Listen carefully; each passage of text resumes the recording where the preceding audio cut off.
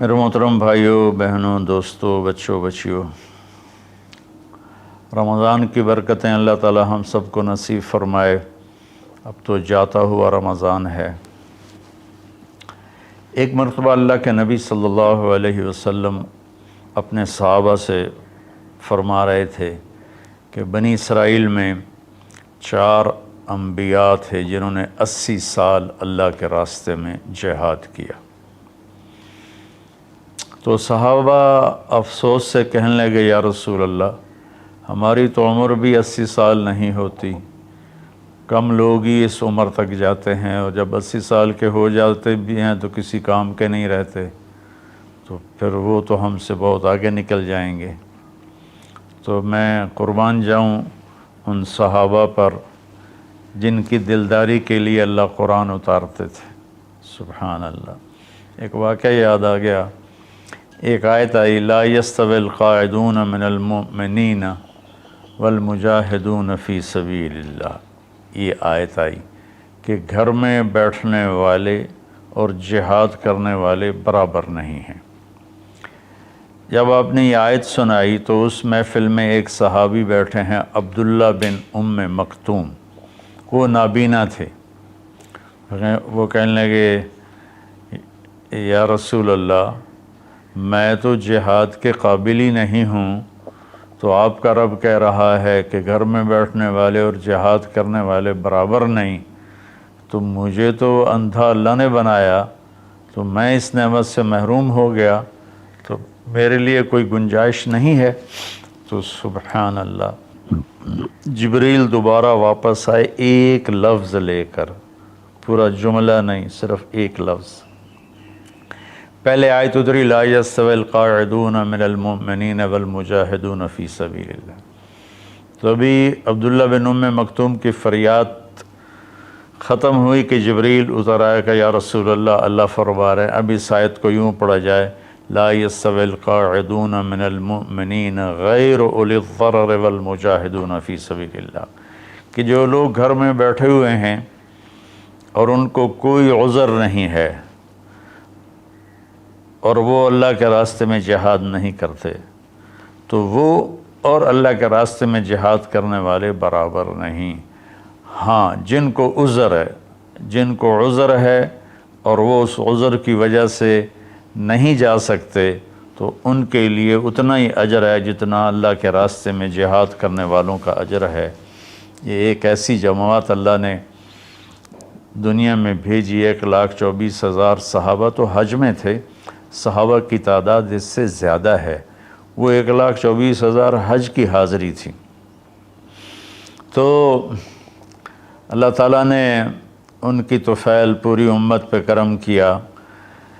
جب وہ غمگین ہوئے کہ ہم تو 80 سال جیتے بھی نہیں، تو ہم ان کے برابر کیسے ہوں گے، تو جبریل آ گئے، یا رسول اللہ، اپنی امت کو ایک خوشخبری دیجئے، انا انزلناہ فی لیلۃ القدر وما ادراک ما لیلۃ القدر لیلۃ القدر خیر من الف شہر تنزل الملائکۃ والروح فیہا باذن ربہم من کل امر سلام ہی حتی مطلع الفجر۔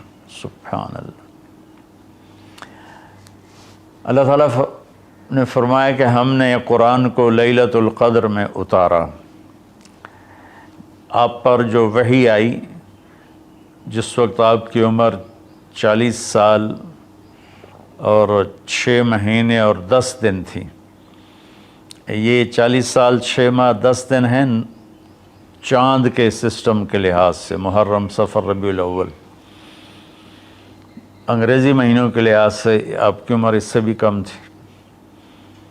تو جبریل آئے پیر کی رات غار حرا میں 21 رمضان کہ یا رسول اللہ، اللہ نے آپ کو نبی بنایا، پھر وہ روایت الگ ہے، خیر۔ تو اللہ تعالیٰ نے یہ آیت اتاری کہ ہم نے قرآن کو اتارا لیلۃ القدر میں۔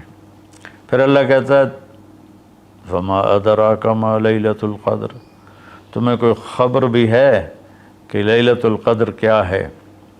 پھر اللہ نے خود جواب دیا، لیلۃ القدر خیر من الف شہر، لیلۃ القدر 1 مہینوں کی بندگی سے زیادہ اجر رکھتی ہے۔ 1 رات عبادت کرو تو 1000 مہینوں سے اس کا اجر زیادہ ہے۔ 83 سال سے بھی اوپر چلا گیا۔ پھر اللہ نے دوبارہ فرمایا کہ لیلۃ القدر کیا ہے؟ تنزل الملائکۃ، اس میں فرشتے اترتے ہیں، والروح، جبریل اترتا ہے، فیہا من کل امر سلام ہی حتی مطلع الفجر، اور یہ فجر کی طلوع فجر تک یہ رات اپنی برکتوں کے ساتھ رہتی ہے۔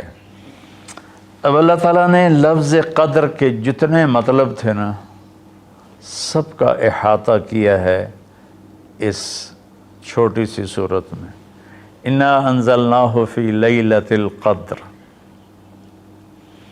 ہم نے اس کو لیلۃ القدر میں اتارا۔ وما ادراک ما لیلۃ القدر، تمہیں پتہ ہے لیلۃ القدر کیا ہے؟ تو قدر کا معنی قیمت بھی ہوتا ہے، تو اللہ نے کہا لیلۃ القدر خیر من 1000 شہر، کہ اس کی قیمت 1000 مہینوں سے بھی زیادہ ہے۔ قدر کا معنی تعظیم بھی ہوتا ہے۔ تو اللہ تعالیٰ نے اگلے میں یہ ارشاد فرمایا کہ یہ ایسی تعظیم والی رات ہے کہ جبریل بھی آتا ہے زمین پر اور فرشتے بھی آتے ہیں زمین پر۔ قدر کا ایک معنی تنگی بھی ہوتا ہے، فقدر علیہ رزقہ فیقول ربی اہانن، تو اللہ تعالیٰ اسی میں یہ فرما رہے ہیں کہ اس رات زمین پر اتنے فرشتے اترتے ہیں کہ زمین تنگ پڑ جاتی ہے، تنگ پڑ جاتی ہے۔ اور قدر کا معنی پیمائش بھی ہوتا ہے، تو اللہ تعالیٰ نے کہا سلام ہی حتی مطلع الفجر، اس رات کی لمبائی چوڑائی کیا ہے؟ سورج ڈوبنے سے اس کی رحمتیں شروع ہوتی ہیں اور فجر کے طلوع ہونے تک اس کی رحمتیں باقی رہتی ہیں۔ اس طرح قدر کے لفظ کے ہر معنی کو اللہ نے انتہائی خوبصورتی کے ساتھ اس چھوٹی سی صورت میں بیان فرمایا۔ تو